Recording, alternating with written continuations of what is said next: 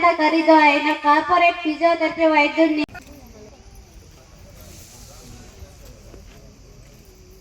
కొద్దిగా ఎన్నికరానా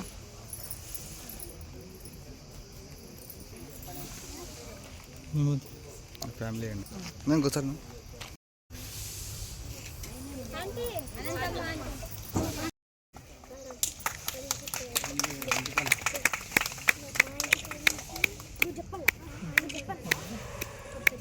నమస్కారం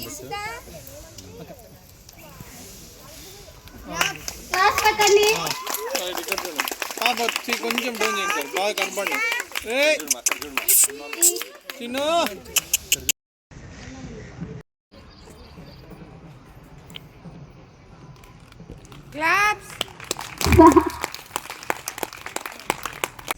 మీరు అందరికీ నా తరఫున మా కుటుంబం తరఫున పేరు పేరున హృదయపూర్వక శిరస్సు వంచి నమస్కారాలు తెలుపుకుంటూ, అదేవిధంగా డిసెంబర్ 20 తారీఖు న్యూజిలాండ్ నుంచి ఇండియాకు వచ్చాను. అనేక సందర్భాల్లో చెప్పాను, అనేక మీడియాలో చెప్పాను, అనేక పత్రికలతో మాట్లాడాను. కానీ ఇప్పటికి కూడా ఒక అనుమానం ఏంటంటే 10 రూపాయలు ఉంటుందా, 10 రూపాయలు సాధ్యమవుతుందా? ఈ 10 అనేది ఏంది? ఇది ఒక బిజినెస్ టెక్నికా? ఇది ఒక రాజకీయ ముసుగా? సంవత్సర కాలం నుంచి ఫేస్బుక్లో అయితేనేమి, ఇన్స్టాగ్రామ్లో అయితేనేమి, యూట్యూబ్లో అయితేనేమి, అనేక వార్తాపత్రికల్లో, మీడియాలో 90% సంతోషంగా పెడితే 10% డౌట్ఫుల్గా పెట్టారు. ఆ డౌట్స్ అన్నీ కూడా ఈరోజు లోపల కూర్చొని నేను మీడియాతో మాట్లాడడం కాదు, ఈరోజు మీ ముందర కూర్చొని ఆ కమెంట్స్ ఏవైతే వచ్చినాయో వాటన్నిటికీ నేను మీ ముందరే సమాధానం చెప్పేస్తాను లైవ్గా. నెక్స్ట్ అమ్మా కంటిన్యూ కండి సార్. డౌట్గా ఎవరు పెట్టినారు సార్? మీకు డౌట్ ఎవరు అన్నారు కదా? అనేక పత్రికా ఛానల్లో, అనేక మీడియా ఛానల్లో, ముఖ్యంగా వాళ్ళందరికీ డైరెక్ట్గా ఇప్పుడు సమాధానం చెప్పేస్తాను లైవ్గా. ఈ రోజుతో 10 రూపాయలు అనేది నిజమా కాదని ఈ రోజుతో అయిపోవాలి. ఎందుకంటే కొత్త అయిన పెళ్లి కూతురు పెళ్లి కొడుకుని కొత్తగా చూసేకొస్తారు తొలినాళ్ళలో, తర్వాత మళ్ళీ చూడరు ఎవరు. అట్లా స్టార్టింగ్లో పెట్టినప్పుడు చూడడం. ఇప్పుడు సంవత్సరం అయిపోయా, 2 ఏళ్ళు అయిపోయా. అంటే ఫస్ట్ స్టార్టింగ్లో మీ హైప్ చేసినది ఎవరు అని అడుగుతాను. 10 రూపాయలు. ఇప్పటి వరకు అనేక మంది మీడియా సంస్థల, యూట్యూబ్, వార్తాపత్రికలలో వారిని ఇంటర్వ్యూ చేయడం మన అందరూ చూసాము. కానీ ఇప్పుడు మన అందరి కోసం మేము వారిని ఇంటర్వ్యూ చేయడం జరుగుతుంది. మీ అందరి సమక్షంలో ఇది జరుగుతుంది. 10,000 బిల్లు వేస్తున్నారా సార్? ఇది మీడియాలో వచ్చిన ఒక పెద్ద క్వశ్చన్ ఏమ్మా? 10 రూపాయలు సార్? 10 రూపాయల ముసుగులో 10,000 బిల్లు కాదు. నా దగ్గర హైయెస్ట్ ఫీజు 100 రూపాయలు. అది కూడా తెల్ల కార్డు లేని వాళ్ళకి మాత్రమే 100 రూపాయలు, తెల్ల కార్డు ఉంటే 50 రూపాయలు మాత్రమే. ఇది క్లియర్. నెక్స్ట్ బయట 10 రూపాయలు, లోపల 15,000 వేస్తున్నారా సార్? 15,000 కాదు కదా. నా స్టాఫ్కు మీకు అంత జీతాలు కూడా నేను ఇవ్వలేని స్థితిలో ఉన్నాను. కానీ నేను మీకు ఏ రోజు చెప్పలేదు, కానీ నేను నడిపిస్తాను. నెక్స్ట్ 10 రూపాయలు అని చెప్పి టాబ్లెట్స్, ఇంజక్షన్స్, సర్జరీకి వసూలు చేస్తున్నారా సార్? ఇక్కడ ఇంజక్షన్లు వేసేది కానీ, సూదులు వేసేది కానీ, టాబ్లెట్ ఇచ్చేది కానీ, సిరప్లు ఇచ్చేది కానీ, స్టిరాయిడ్స్ ఇచ్చేది కానీ, మత్తు ఇంజక్షన్లు వేసేది కానీ అలాంటివన్నీ ఏవి ఉండవు.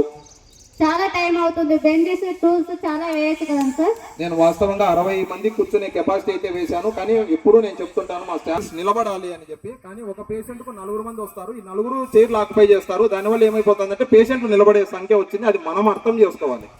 మన దగ్గర 10 రూపాయలు తీసుకొని బయట చందాలు వేస్తున్నారా సార్? ఏమా? మన దగ్గర 10 రూపాయలు తీసుకొని బయట చందాలు వేస్తున్నారా సార్? చందాలు వసూలు చేసేయడానికి మాది ట్రస్ట్ కాదు, ఆర్గనైజేషన్ కాదు, సొసైటీ కాదు, తర్వాత దాతలు లేరు, చందాలు లేరు, ఎవరు లేరు. నాకు ఎవరన్నా ఈ రోజు నా వెనకాల ఉన్నారు అంటే ఆ చందా కానీ, ఆ దాత కానీ, ఈ రోజు ఈ ప్రోగ్రామ్ కూడా పెద్ద దాత ఎవరు ఉన్నారంటే నా తోడబుట్టి నా సొంత తమ్ముడు డాక్టర్ కోనంకి సుధీర్ కుమార్ తప్ప ఈ భూమి మీద 3వ వ్యక్తి ఎవడు లేడు, భవిష్యత్తులో రానివ్వం. 3 గంటలు 5 గంటలు కూర్చోవాలంటే కష్టం. స్టాఫ్ ఇంకా ఎక్కువ మందిని పెంచవచ్చు కదా సార్? 3 గంటలు 5 గంటలు కూర్చోవాలంటే నేను రోజుకు ఉదయం 9 గంటలకు పోతే నేను బయటకు వచ్చేపాటికి రాత్రి 8, 9, 10 అవుతుంది. అంటే రోజుకు నా ప్రకారంగా ఆలోచన చేస్తే 14, 15 గంటలు నేను కూర్చుంటాను. మరి 2 గంటలు మీరు కూర్చోలేరా?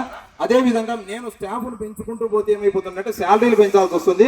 శాలరీలు పెంచిన తర్వాత మీ జోబుల్లో నుంచి 10కి కాస్త 2 సున్నాలు పెట్టేసి మీకు అరగుండు సున్నా కొట్టి నేను పంపించాల్సి వస్తుంది. అది నేను చేయను, ఇది నేను చేయను. భవిష్యత్తులో రాజకీయ చేయాలని ఇప్పటి నుంచి ఎమ్మెల్యే, ఎంపీగా వెళ్లాలని ప్రయత్నం కోసం ప్రజలు ఖరీదైన వైద్యాన్ని ఇస్తున్నారా సార్? ఇది ఎవరు పెట్టారు? భారతదేశంలోనే కాదమ్మా, ఒకటి గుర్తుపెట్టుకోండి. మాజీ రాష్ట్రపతి ఉంటాడు, మాజీ ప్రధానమంత్రి ఉంటాడు, మాజీ డీజీపీ ఉంటాడు, మాజీ సర్పంచ్ ఉంటాడు, మాజీ విలేకరు ఉంటాడు. కానీ మాజీ డాక్టర్ అనేవాడు అమెరికా నుంచి అనకాపల్లి అయినా అనంతపురం అయినా ఆంధ్రప్రదేశ్ అయినా ఎక్కడ మాజీ డాక్టర్ అనేవాడు ఉండడు. ఎందుకంటే రాజకీయాలు లేకపోతే మనం కాళ్ళు పట్టుకోవాలా, డాక్టర్గా ఉంటే వాళ్ళే మన కాళ్ళు పట్టుకుంటారు. ఇది క్లియర్. 10 రూపాయల డాక్టర్ వెనకాల ఢిల్లీ పెద్దలు ఉన్నారు, వారు డబ్బు పంపుతున్నారు కాబట్టి నడుపుతున్నారా సార్?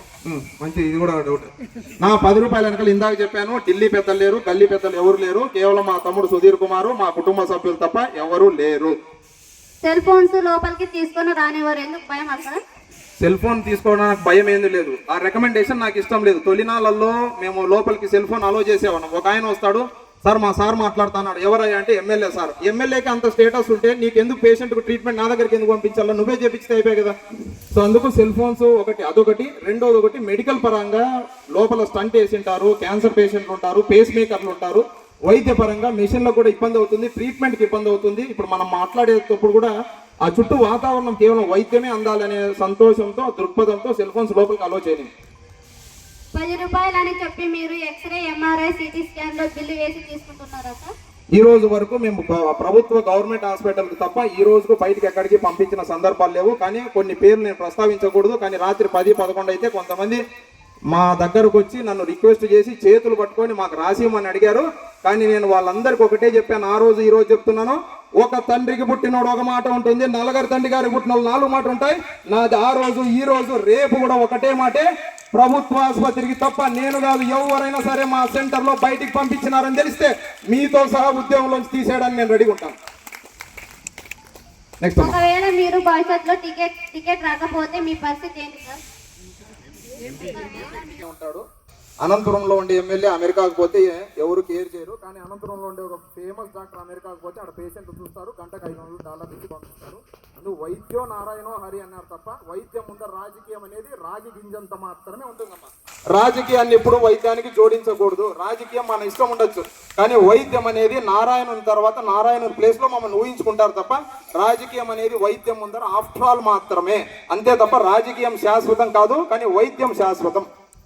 BA, BCom లేదా ఫెయిల్ అయిన వారిని స్టాఫ్ గా పెడుతున్నారా సార్? మా దగ్గర కేవలం ఫిజియోథెరపీ మెడికల్ కాలేజీలో పాస్ అయిన వాళ్ళు మీతో సహా వాళ్ళనే తీసుకుంటాం తప్ప వేరే వాళ్ళని మేము BA చదివిన వాళ్ళు, BCom చదివిన వాళ్ళు, BSc చదివిన వాళ్ళు మేము పెట్టుకోము. ఎందుకంటే మా చదువు వాళ్ళకి రాదు, వాళ్ళ చదువు మాకు తెలియదు. మీ అమ్మగారు బయట కంట్రోల్ చేస్తూ కొందరితో 10 రూపాయలు ఉండవా అని అడుగుతారంట కదా, 500 సీటు ఇచ్చి చిల్లరిమ్మంటారు. అవునమ్మా, ఈ విధంగా ముందుగా నరేంద్ర మోడీ గారు నేను ధన్యవాదాలు చెప్పుకుంటాను. ఎందుకంటే ఆయన 2002 రద్దు చేసినందుకు. కొంతమంది పేషెంట్ 500 రూపాయలు ఇస్తారు, 490 రూపాయలు చిల్లర ఇమ్మంటారు. అతను ఫోన్ పే ఉండదు, 490 రూపాయలు చిల్లర ఎక్కడి నుంచి తీసుకురావాలా పాపం. ఓ రకంగా ఇది మా పెద్ద సమస్య. 10 రూపాయల డాక్టర్ అని తెలిసినప్పుడు 10 రూపాయలు తీసుకొని రావాలి, కానీ 500 రూపాయల నోట్ ఎందుకంటే బహుశా వాళ్ళు 500 డాక్టర్ దగ్గర పోయి తప్పైపోయి నా దగ్గరకు వచ్చినట్టున్నారు. ఉదయం సాయంత్రం ప్రజలు కూర్చోవడానికి ముందుగానే అంటే 9 లోపల, సాయంత్రం 6 లోపల బెంచెస్ చూసి చేసి వేయచ్చు కదా, లోపలికి ఎందుకు ముందుగా రానివ్వరు సార్? లోపలికి ముందుగా ఎందుకు రానివ్వమంటే స్టార్టింగ్ లో ఉదయం 9 గంటల లోపలే తిరుపతి నుంచి, రాజమండ్రి నుంచి, నరసాపురం నుంచి కొంతమంది బయట గేటు బయట వచ్చినప్పుడు నేను మానవత్వంతో లోపలికి పిలిచాను. కానీ ఆ రోజు నాకు తెలీదు, ఎందుకంటే మానవత్వంతో పిలిచాను. దాని వెనకాల రాక్షసత్వం ఉందని నాకు కూడా తెలియదు. ఎందుకంటే వాళ్ళు నా చైర్లో తప్ప నేను వచ్చేపాటికి లోపల గురకలు పెట్టి నిద్రపోతున్నారు. బాత్రూంలో కనీసం నీళ్లు కూడా పోయలేదు. కనీసం పని చేసే ఆవిడ కూడా మనము గౌరవించాలి. ఎందుకంటే మన ఇంట్లో తల్లి అయినా పని మనిషి అయినా తల్లితో సమానమే. తల్లితో సేవ చేపించుకోకూడదు ఎప్పుడు కూడా. ఈరోజు డబ్బులు ఇస్తామని కాదు పని వాళ్ళకు, ఈరోజు మన తల్లికి ఏ విధంగా అయితే చేస్తామో పని వాళ్ళని కూడా అదే విధంగా గుర్తించాలా. వాళ్ళు కనీసం నీళ్లు పోయలేదు, కనీసం బెడ్షీట్ క్లీన్ చేయలేదు. అందుకే RSS సిస్టమ్ సంఘం నేపథ్యం నుంచి వచ్చినాడు ఒక్కటే సిస్టమ్ పెట్టాం, 1 తర్వాత 2, 2 తర్వాత 2, 3 తర్వాత 4. ప్రజలకు మీరు చేస్తున్న సేవలు మంచివే, కానీ మేము గమనించింది కొంతమంది ఫేక్ వైట్ కార్డ్స్ తోటి వస్తున్నారు. ఇది ఎంతవరకు సమాజం? ఇలాంటి వారికి కనీసం చట్టరీత్యా శిక్షణ వేయాలి కదండి సార్? వైట్ కార్డ్ ఎందుకు పెట్టామంటే ఆధార్ కార్డు అందరితోనూ ఉంటుంది, మన అందరితో, నాతో సహా. పాన్ కార్డు, బ్యాంక్ అకౌంట్ ఉన్న అందరితోనూ ఉంటుంది. ఓటర్ కార్డు ప్రతి ఒక్కరికి ఉంటుంది. కానీ BPL కార్డు అనేది గవర్నమెంట్ విధించిన నిబంధనల ప్రకారము తెల్ల రేషన్ కార్డు అంటే BPL బిలో పావర్టీ లైన్ అర్హత ఉండే వాళ్ళకి అని చెప్పి మేము ఆ కార్డును ప్రాతిపదికంగా తీసుకున్నాము. కానీ దురదృష్టవశాత్తు కొన్ని మాకు జరిగిన అనేక అనుభవాలు, సంఘటనలు ఏమంటే ఇప్పటి వరకు 2694 దొంగ కార్డులు నా దగ్గరకు వచ్చి వైద్యం తీసుకొని పోయినారు. 260 మంది 50 రూపాయలు ఇవ్వకుండా పోయినారు. 1472 మంది 10 రూపాయలు ఇవ్వకుండా కూడా పోయినారు. కానీ వాళ్ళందరూ కూడా వైద్యం చేశాము. ఇది కూడా ఆలోచన చేయాలి. ఎందుకంటే NT రామారావు కార్డు చూపించినా నేను చేశాను. జగన్మోహన్ రెడ్డి కార్డు చూపించినా నేను చేశాను, రాజశేఖర రెడ్డి కార్డు చూపించినా నేను చేశాను. నేను సంతోషపడేది ఏంటంటే ఆ పెద్దలు చనిపోయినా కూడా వాళ్ళ కార్డుని వాళ్ళ గుండెల్లో పెట్టుకొని నా దగ్గర తీసుకొచ్చినందుకు నేను సంతోషపడి వాళ్ళను వైద్యం చేసి పంపించానే తప్ప ఈ కార్డు చెల్లదని మాత్రం చెప్పను. భవిష్యత్తులో ఏ కార్డు అయినా సరే వైట్ కార్డు తీసుకొచ్చినా బ్రిటిష్ వాళ్ళ కార్డు తప్ప 1947 తర్వాత ఏ కార్డు తీసుకొచ్చినా మేము యాక్సెప్ట్ చేస్తాం.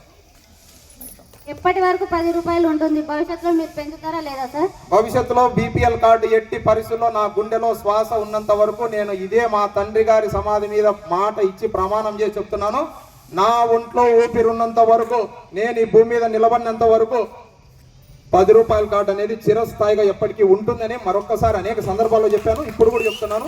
దీంట్లో ఎటువంటి మార్పు అయితే ఉండదు. ఎందుకంటే మా తండ్రి గారు చెప్పిండేది ఒకటే, రక్త మాంసంతో వ్యాపారం చేయొద్దు.